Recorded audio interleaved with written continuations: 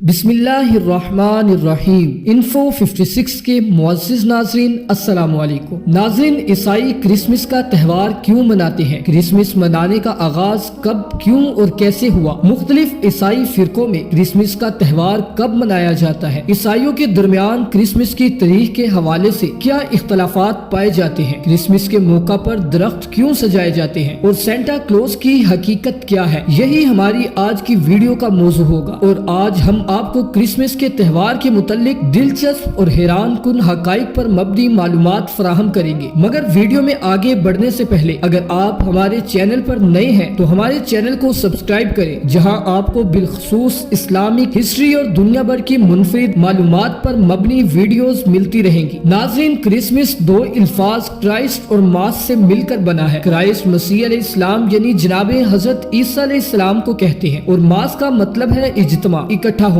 یعنی مسیح کے لیے اکٹھا ہونا۔ مسیحی اجتماع یا یوم مسیح علیہ السلام، یہ الفاظ تقریباً 4ویں صدی کے قریب پائے گئے۔ اس سے پہلے ان الفاظ کا استعمال تاریخ میں کہیں نہیں ملتا۔ ناظرین، کرسمس عیسائی مذہب کے پیروکاروں کا سالانہ تہوار ہے جو حضرت عیسیٰ علیہ السلام کی پیدائش کے دن کے طور پر منایا جاتا ہے۔ 25 دسمبر کو کرسمس منانے کی تاریخ کے حوالہ جات 273 عیسوی سے جا ملتے ہیں۔ اس دور میں بت پرستوں کے دو تہوار بھی 25 دسمبر کو منائے جاتے تھے۔ عیسائی اس دن اپنے ایمان کی تجدید کرتے تھے، خیراتی کاموں میں بڑھ چڑھ کر حصہ لیتے تھے اور گزرے سالوں پر نظر ڈالتے تھے۔ ناظرین، کرسمس صرف عیسائیوں کے تہوار تک ہی محدود نہیں رہا، بلکہ 19ویں صدی میں اسے ایک سیکولر فیملی تہوار کے طور پر دیکھا جانے لگا، جسے تمام مذہب کے لوگ منانا پسند کرتے تھے۔ کرسمس کی سیکولر نوعیت کو امریکی کانگریس نے بالآخر 1870 میں تسلیم کیا، جب اس دن سرکاری طور پر چھٹیاں منانے کا فیصلہ کیا گیا۔ ناظرین، کرسمس در حقیقت روایات کا مجموعہ ہے، جہاں عیسائیت سے پہلے کے بت پرستی کے دور کی روایات اور جدید روایات کا ملاپ ہوتا ہے۔ کرسمس کی کوئی مخصوص یا محدود روایات نہیں ہے، ہر خاندان یہ تہوار اپنی مرضی اور خوشی کے مطابق مناتا ہے۔ البتہ کچھ روایات کو عالمگیری قبولیت حاصل ہے، جبکہ کچھ روایات مخصوص خاندانوں تک محدود ہے۔ ناظرین، سال 525 میں سیتھیا کے راہب ڈومینکو، جو ایک پادری ہونے کے ساتھ ایک ماہر کیلنڈر نگار بھی تھا، اس نے اپنے اندازے کے مطابق حضرت عیسیٰ علیہ السلام کی تاریخ ولادت 25 دسمبر مقرر کی۔ البتہ اس نے یہ دعویٰ نہیں کیا کہ 25 دسمبر واقعی حضرت عیسیٰ علیہ السلام کی تاریخ پیدائش ہے۔ اسی لیے عیسائی فریق جو اولڈ کیلنڈرز کو معتبر مانتے ہیں، وہ کرسمس 7 جنوری کو مناتے ہیں۔ بعض ایسے بھی ہیں جہاں 6 جنوری اور بعض جگہ 18 جنوری کو کرسمس کا تہوار منایا جاتا ہے، یعنی خود عیسائیوں میں بھی کرسمس کے دن پر تاریخی حوالے سے اختلاف پایا جاتا ہے۔ عیسائی خود بھی کرسمس کے تہوار کو تاریخ کے حوالے سے متفقہ طور پر نہیں مانتے۔ ناظرین، بائبل کے مشہور مفسر ایڈم کلیرک کہتے ہیں، حضرت عیسیٰ علیہ السلام کی پیدائش ستمبر یا اکتوبر کے دنوں میں ہونے کی بات کی تائید اس حقیقت سے بھی ملتی ہے کہ نومبر سے فروری تک چرواہے رات کے وقت کھیتوں میں اپنے ریوڑ کی نگہبانی کرتے ہیں، بلکہ ان مہینوں میں رات کے وقت وہ انہیں حفاظتی باڑوں میں لے جاتے ہیں، جنہیں بیڑوں کا حفاظتی باڑہ بھی کہتے ہیں۔ اس لیے 25 دسمبر کو حضرت عیسیٰ علیہ السلام کی پیدائش سے کوئی مناسبت نہیں ہو سکتی۔ ناظرین، عیسائی تہوار میں کرسمس کا دن ایسا ہی سمجھا جاتا ہے جیسے مسلمانوں میں عید کا دن، کیونکہ یہ عیسائیوں کا سالانہ تہوار ہے جو 25 دسمبر کو حضرت عیسیٰ علیہ السلام کی سالگرہ کے طور پر منایا جاتا ہے، اور بیان کیا جاتا ہے کہ اس تاریخ کو حضرت عیسیٰ علیہ السلام کی ولادت ہوئی تھی۔ اسی خوشی میں کیک کاٹے جاتے ہیں اور مختلف قسم کے طریقوں سے خوشی کا اظہار کیا جاتا ہے۔ عیسائی مذہب میں یہ سال کی 2 اہم ترین عیدوں میں سے یہ اہم دن ہے۔ دوسرا سب سے اہم تہوار ایسٹر کہلاتا ہے۔ کرسمس عمومی طور پر سالانہ 25 دسمبر کو منایا جاتا ہے، تاہم علماء اسلام نے تصدیق کی ہے کہ یہ حضرت عیسیٰ علیہ السلام کا اصل یوم ولادت نہیں ہے۔ ایسٹر کے متعلق عیسائیوں کا عقیدہ ہے کہ حضرت عیسیٰ علیہ السلام کو جب سولی پر چڑھا دیا گیا تو وہ 3 دن بعد دوبارہ زندہ ہو گئے، اور وہ 21 مارچ کی تاریخ تھی۔ اس لیے خوشی میں عیسائی 21 مارچ کو یا اس کے فوراً بعد آنے والے اتوار کو ایسٹر کا تہوار مناتے ہیں۔ یاد رہے کہ یہ وہی دن ہے جسے ایرانی نو روز کے نام سے جانتے ہیں، اور ہندو اسے بسنت کا موقع قرار دیتے ہیں۔ عیسائیت میں اس کو مقبول بنانے کے لیے حضرت عیسیٰ علیہ السلام کی تاریخ ولادت 25 دسمبر مقرر کر دی گئی۔ قرآن مجید کی سورہ مریم پڑھنے سے معلوم ہوتا ہے جب حضرت مریم سلام اللہ علیہ کو درد زا ہوا تو اللہ رب العزت نے ان کو ہدایت کی کہ کھجوروں کے تنے کو ہلائے تاکہ ان سے تازہ پکی ہوئی کھجور کھجوریں گرے اور وہ اس کو کھائیں، اس چشمے کا پانی پی کر طاقت حاصل کرے۔ اب فلسطین میں کھجوریں موسم گرما کے وسط یعنی اگست میں ہی ہوتی ہے۔ اس سے یہ امر بھی واضح ہو جاتا ہے کہ حضرت عیسیٰ علیہ السلام کی ولادت جولائی اگست کی کسی دن ہوئی تھی اور 25 دسمبر کی تاریخ بالکل غلط ہے، اس لیے کہ پورے فلسطین میں 25 دسمبر یا دسمبر کے مہینے میں کھجوریں نہیں پکتی۔ ناظرین، ابتدائی عیسائی لوگ حضرت عیسیٰ علیہ السلام کی یوم پیدائش اور اس موقع کو بحیثیت تہوار منانے کے درمیان فرق کیا کرتے تھے۔ دراصل ولادت مسیح منانے کی رسم بہت بعد میں آئی، بالخصوص عیسائیت کی ابتدائی 2 صدیوں کے دوران حضرت عیسیٰ علیہ السلام کے یوم پیدائش پر بحیثیت تہوار منانے کے لیے شناخت کرنے کے متعلق ابتدائی عیسائیوں کی طرف سے انتہائی مضبوط مخالفت موجود تھی۔ بہت سے چرچ فادرز نے یوم ولادت کو منانے کی مشرکانہ رسم کے متعلق طنز آمیز تبصرے پیش کیے۔ 25 دسمبر کو ولادت مسیح کے طور پر مقرر کرنے کا باقاعدہ آغاز بالکل غیر واضح ہے۔ ناظرین، اس دن کی بنیاد کے متعلق ایک وضاحت یہ ہے کہ 25 دسمبر در حقیقت مشرق روپ کے تہوار یعنی نامغلوب ہونے والے سورج دیوتا کے یوم پیدائش کی ایک ایسی شکل تھی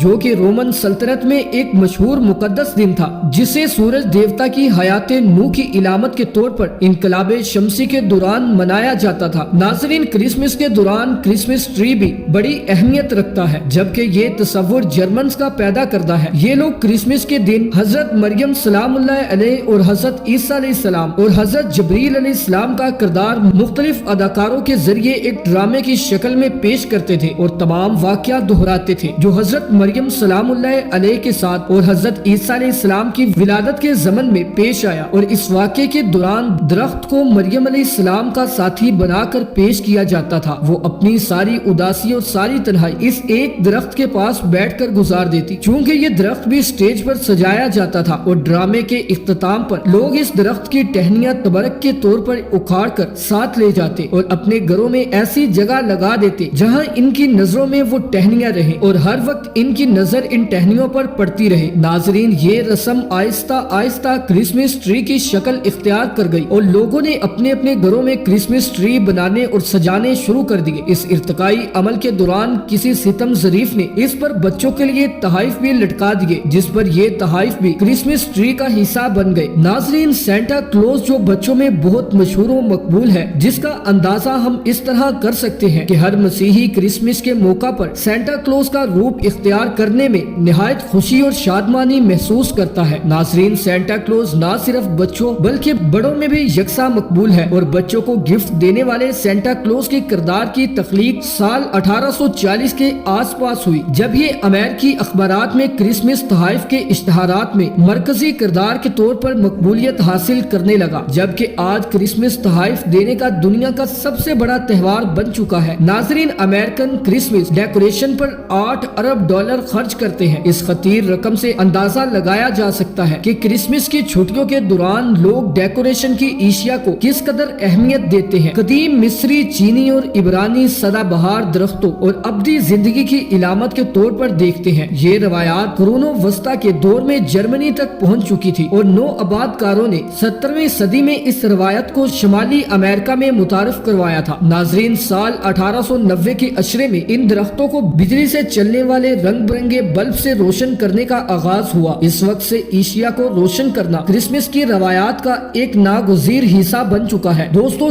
شروع میں تو جب 25 دسمبر کی تاریخ آتی تو چرچ میں ایک اجتماع ہوتا۔ ایک پادری کھڑے ہو کر حضرت عیسیٰ علیہ السلام کی تعلیمات اور آپ کی سیرت بیان کرتے تھے۔ اس کے بعد اجتماع برخاست ہو جاتا، گویا کہ بے ضرر اور معصوم طریقہ پر یہ سلسلہ شروع ہوا۔ مگر کچھ ہی عرصے کے بعد انہوں نے سوچا کہ ہم پادری تقریب تو کروا دیتے ہیں، مگر وہ خوش قسم کی تقریر ہوتی ہے، جس کا نتیجہ یہ ہے کہ نوجوان اور شوقین مزاج لوگ ہم سے دور ہوتے جا رہے ہیں اور اس اجتماع میں شریک نہیں ہوتے۔ اس لیے اس کو زیادہ دلچسپ بنانا چاہیے تاکہ لوگوں کے لیے دلکش ہو، اور اس کو دلچسپ بنانے کے لیے اس میں موسیقی ہونی چاہیے۔ اس کے بعد موسیقی پر نظمیں پڑھی جانے لگی۔ پھر انہوں نے یہ دیکھا کہ موسیقی سے بھی کام نہیں چل رہا، اس لیے اس میں ناچ گانا بھی ہونا چاہیے۔ پھر ناچ گانا بھی اس میں شامل ہو گیا۔ پھر سوچا کہ اس میں کچھ تماشے بھی ہونے چاہیے، ہنسی مذاق کے کھیل تماشے شامل ہو گئے۔ پھر کرتے کرتے یہ ہوا کہ وہ کرسمس جو حضرت عیسیٰ علیہ السلام کی تعلیمات بیان کرنے کے نام پر شروع ہوا تھا، اب وہ جشن بن گیا ہے۔ اس کا نتیجہ